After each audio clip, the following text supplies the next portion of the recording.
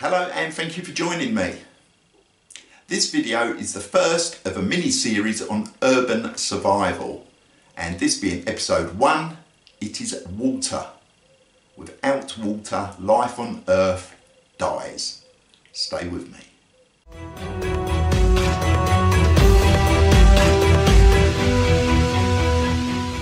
So, procurement of water.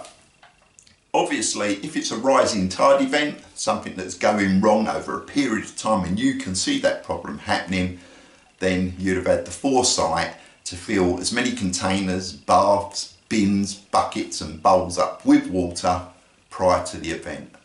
However, if it's a sudden impact event, as in it's just bang, it's on you, it's on top of you, you turn the tap on and there's next to nothing coming through, then you've got drama. Then the only water you're going to have is that is already secreted, for want of a better word, around your property. Yeah, and the first go-to is going to be the toilet system.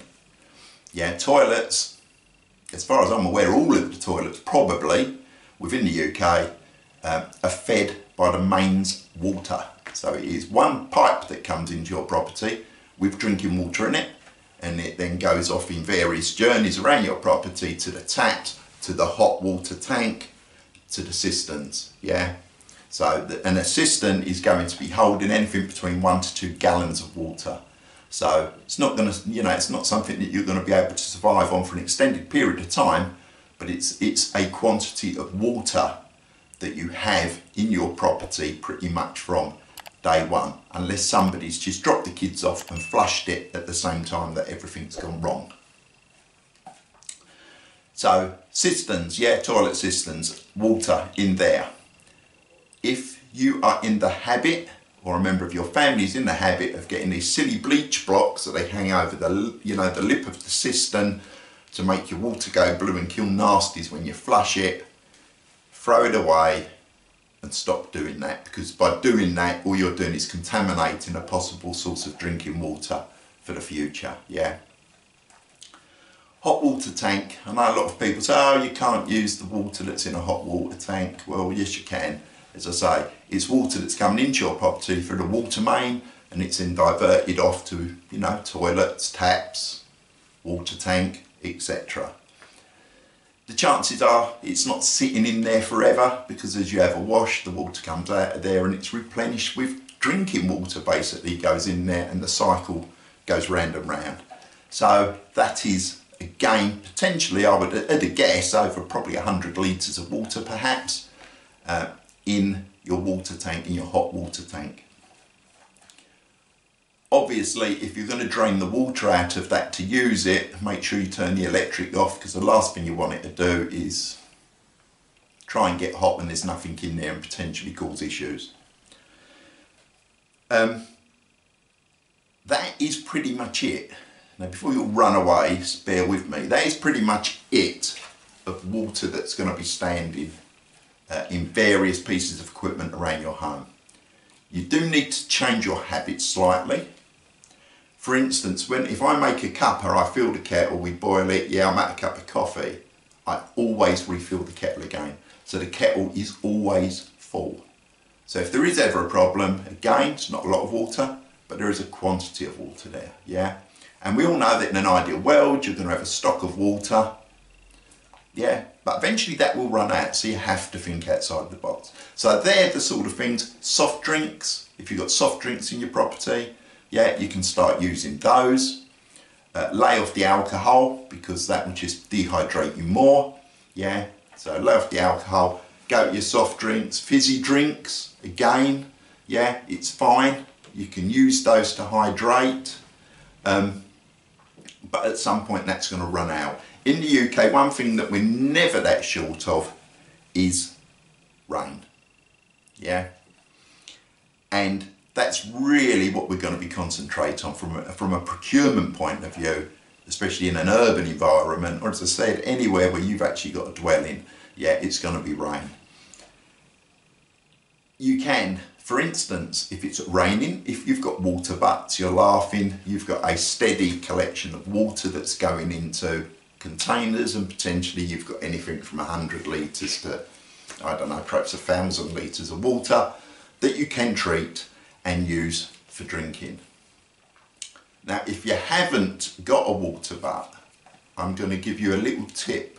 So if you are dozing off or getting bored, stay with me for this bit. If you've got access to a downpipe, now in the UK, I don't know if they're a standard size here, you know, throughout the world or whatever, but in the UK, it's an approximately 3-inch diameter plastic pipe. If you've got a metal pipe, you're going to have issues, but majority are plastic. Yeah, it's a downpipe, so it's what takes the water from your gutter down the downpipe and into a drain. So every time it rains, you've got all that runoff, gutter, downpipe, drain, and you're missing it. Yeah, if you had a water butt, you'd put a water butt in, then you put a collector. Yeah, you haven't got a water butt, but the chances are you have got a downpipe. So what you want is something like that. This is a 500 millilitre, half a litre drinks container. Yeah, nothing special. What you want to do is place that end up against your downpipe and draw around it with your Sharpie or a crayon, whatever you've got. Yeah, you're going to draw around that. I would do it at least waist height, between waist and chest height, and why will become evident in a moment. So up against the downpipe, approximately chest height, draw a circle around it. Now what you're going to do is you're going to cut a hole in your downpipe. Yeah, so if you've got a cordless drill, drill some holes. Yeah, if you haven't, heat up a nail, poke that through, do whatever you've got to do with whatever tools you've got to cut a hole that is the diameter of that bottle. Once you've done that, get yourself a Ziploc bag. Medium size is probably best, or a freezer bag. It hasn't got to be a Ziploc, but you want a carrier bag, that will do, even if it's got some holes in it, doesn't matter, but you want a bag of some description.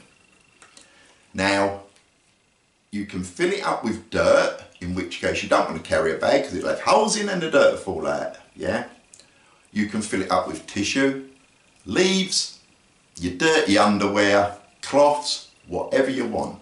Yeah, all you're doing is you're putting items in that bag to give it some substance. Because what you're going to be doing with that bag is once you've packed it out, you're going to be poking it in the hole of that downpipe that you created and poking it down. You're going to block the downpipe. So you get your bag, fill it up with whatever materials you're going to use, tie the end off, tie a bit of string to it, a bit of paracord, bootlace, whatever. Then just poke the bag down the downpipe, just a few inches. Yeah, hasn't got to go miles, and then you'll have the string hanging down, so at a later date, if you need to, you can just pull it out to retrieve it. So you're going to poke that down there. Yeah, you got your bit of string hanging over the end, tie it off. I'll put a bit of gaffer tape around it, just so it's there.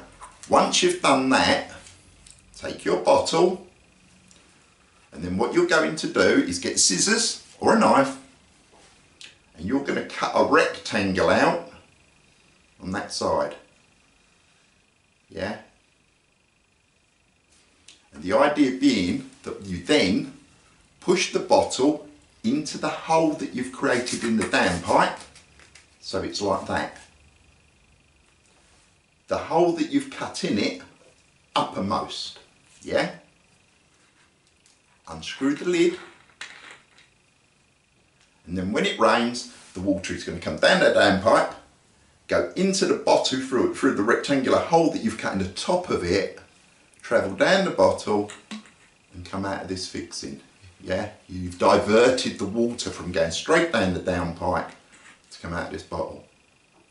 Then what you're going to do underneath is you're going to find a large vessel.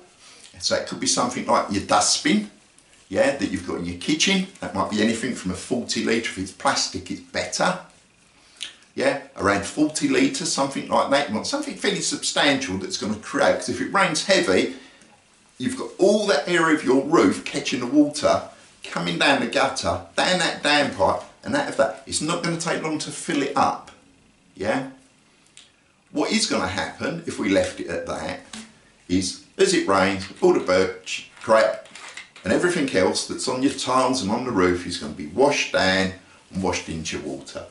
That isn't the end of the world, but we're better off without it. So what we're going to do, we've got a plastic bin or a bucket if you haven't got a bin, but a bin would be better purely based on its capacity, the amount of water it can hold.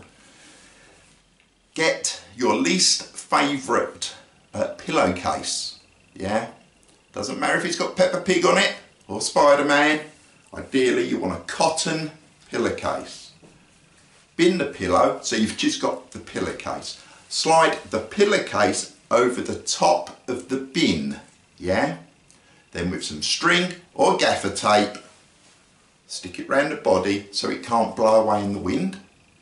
And you've now got a piece of material that covers the top of your bin. Get a stone, put it in the middle of the material, so it makes it sag down a little bit, yeah?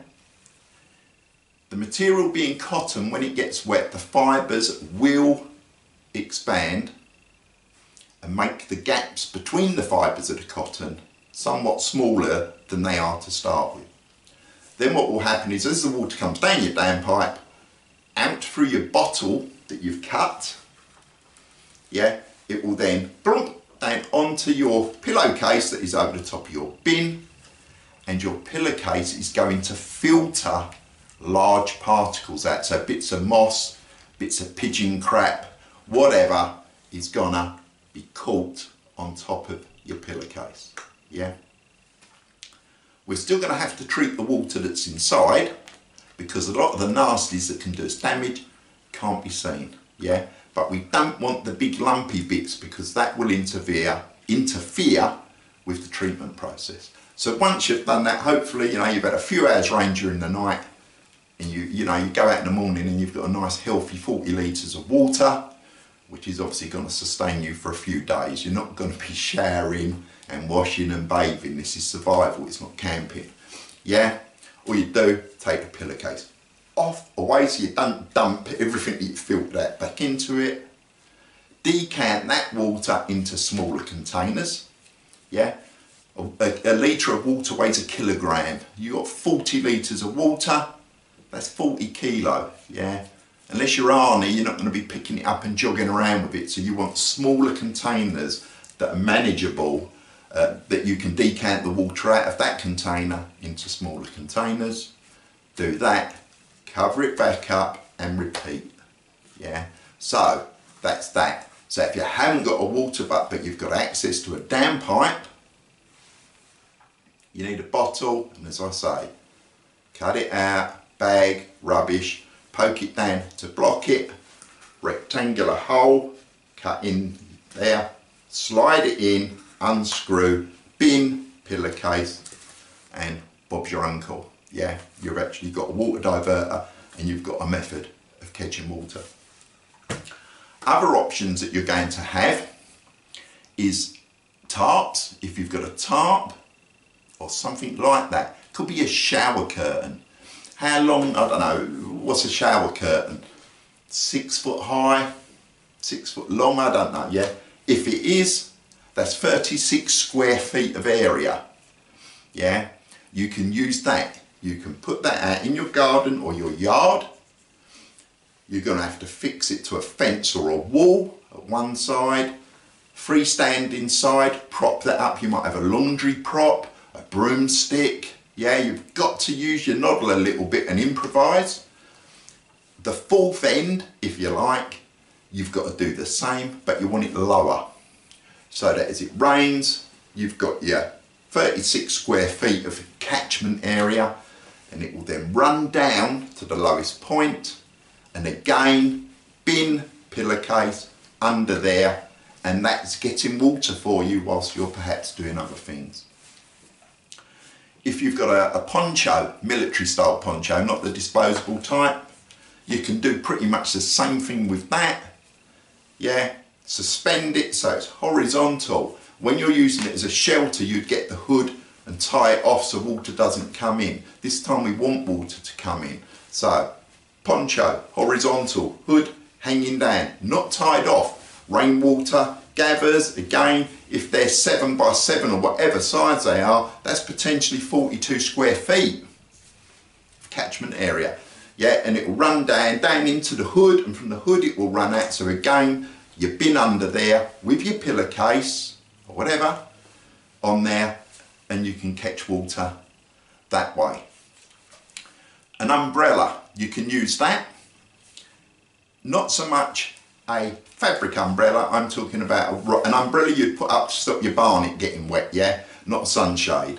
What you do, put the umbrella up, work out where you're going to put it. You're going to have to dig a little hole in the ground. Just a small indentation, because when you put that umbrella up, you're going to turn it upside down and you're going to stand it in the hole. If you don't, it's going to wobble about and get blown about, and as it fills with water, because it will hold water, it will take a long while for it to seep all the way through.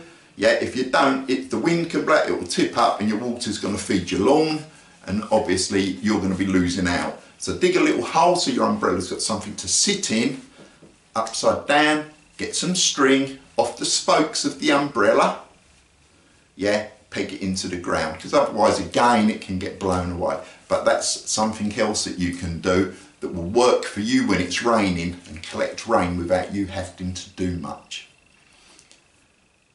It's all about surface area. The greater the surface area, the larger the catchment area. If you imagine just going out there and putting a saucepan in your garden, it doesn't matter how hard it rains, you're never going to get a lot of water, are you? Because the saucepan, even if it's that diameter, that's the only size that you're trying to catch water. Everything around it's going straight on the ground, feeding the grass. You want a large catchment area that catches the water and then funnels it into a container of your choice, yeah, with a coarse filter on the top, such as a pillowcase, to get rid of the big nasties, and you're going to get a water supply. So perhaps you live in a flat, in a high rise, you haven't got out, although you've probably got a communal garden, yeah. If the situation is that bad that you have no drinking water, yeah, that there's no aid coming, there's no companies or government agencies coming to help you, and you realise that, then perhaps you're going to need to liaise with your neighbours, utilise a communal garden and do some of the steps that I've mentioned, and create water as much as you can, or catch water as much as you can, for it to be shared amongst the residents, yeah. Otherwise you've got no real other options. If you're in a high rise, there is another option, but because of it being the UK, there's no guarantee it'll always work. And that is something called SODIS, S-O-D-I-S, and that is solar water disinfection. Now basically what it does is you position some bottles, clear bottles with water in, and the ultraviolet from the sun kills the pathogens in the water, and the water heats up, and that makes it drinkable. Now, don't just take my word for it, Google it. I'm not necessarily going to leave links to this, I'm going to give you the ideas and tell you, yeah, but you do a bit of research, because you need to decide whether or not that's something that you'd be comfortable with doing. Now, solar water disinfection, as I say, you've got the ultraviolet light, yeah, to kill the nasties, but it also works on the temperature of the water.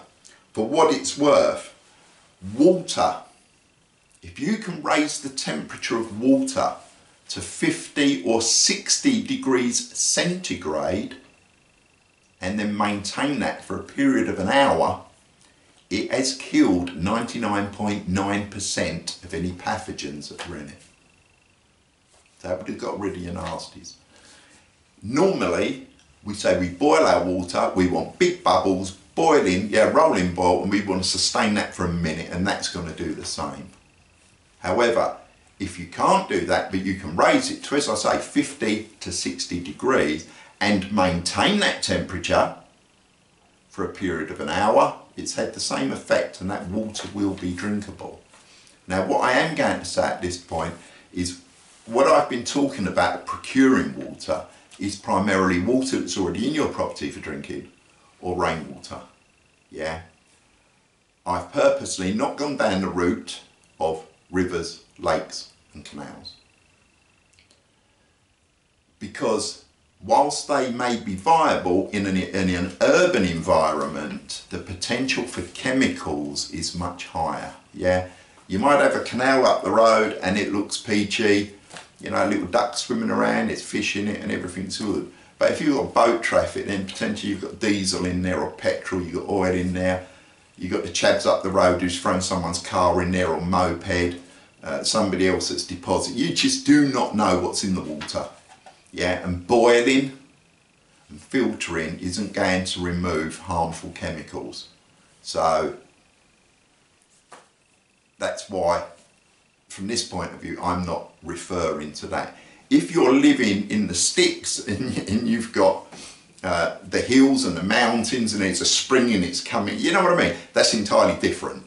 But from an urban point of view, a lot of waterways within the urban population, to me, I feel the risk of there being chemical contaminants and pesticides are much greater. So which is why I'm mainly concentrating on rainwater.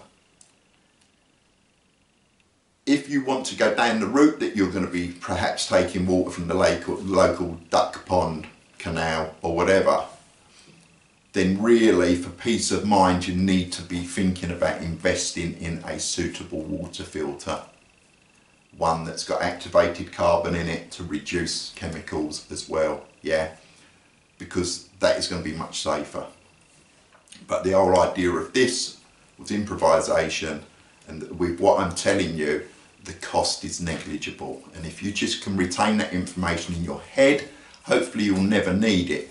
But if Peckerhead, you know, if someone like Peckerhead comes along with their special military operation and creates merry hell in your area, then having the knowledge on how you can perhaps address problems to suit you is priceless. In an ideal world, we all want underground tanks of drinking water, yeah, top-notch filters, 10 years worth of food, a load of shooters in the cupboard just in case we get invaded and everything else. But the reality is, for a lot of people, we haven't got that, we can't have that. But if you've got the skills or at least some knowledge implanted in your head, that if you're in that situation you can think, I'm sure I watched a video a couple of years ago with some dossier old git on there and he said I can do this to my downpipe. Yeah, and that's a winner. That's what this video and this series of videos is about, is to try and implant some information into your brain, because it doesn't cost anything and you can carry it anywhere you go.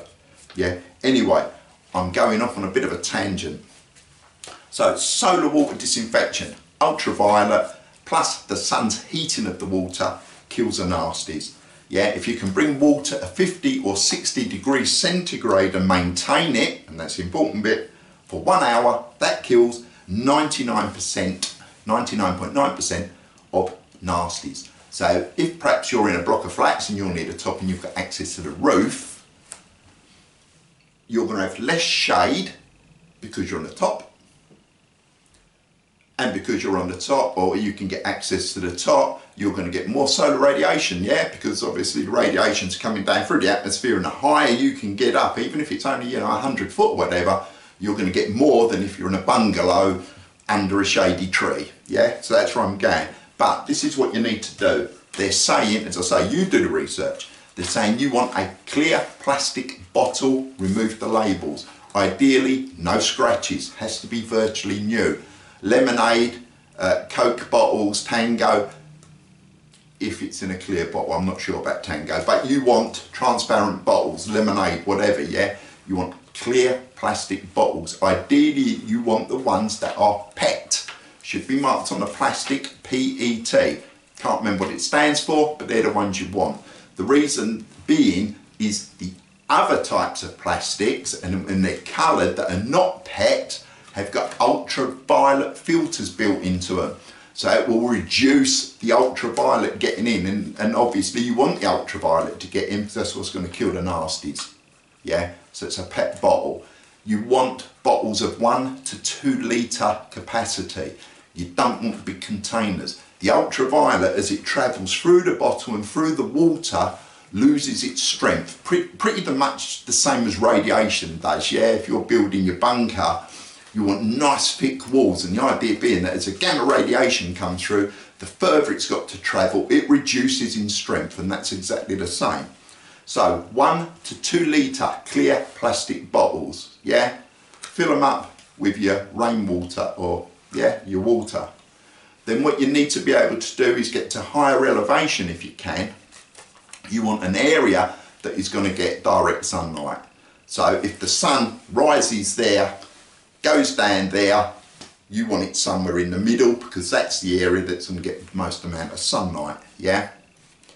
You want to put a platform of approximately 30 degrees. So you're not going to have them flat, you're not going to have them like that, you're sort of going to have them like that. So that could be a couple of pieces of wood propped up with some books, anything that's not going to blow away, yeah?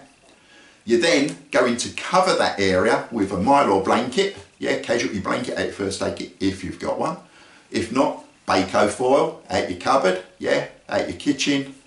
But you want foil. You put foil down, you then take your bottles of water and you lay them down. And the reason you're laying them down is exactly the same. You've got ultraviolets coming in.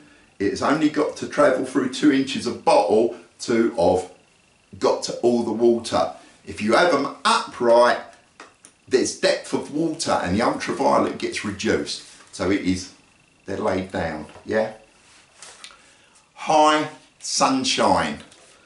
So I'm thinking of no clouds, summer's day, especially like summer when it was baking hot. You're looking at 6 hours, and that will raise the temperature of the water, and 6 hours of bright sunshine on there hitting the form, being reflected, will kill the pathogens. It won't do anything to any chemicals that are in there, which is again why we're dealing with rainwater, but it will kill your cryptosporidium or your giardia, which are all nasties that come from poo, yeah, so potentially from bird poo or whatever. Cat's had a crap on your roof and it's run down, whatever, yeah, and it will after 6 hours. If it's not full sun, you could be looking at 2 days. The problem there is knowing when, because there is no indication. You can perhaps take a bottle down and give it to your neighbour who you're not all that keen on and say, yeah, I'll cook you some water, yeah, and if 2 days later he's got the pukes and he's got the craps, leave it up there a bit longer. I'm joking, of course,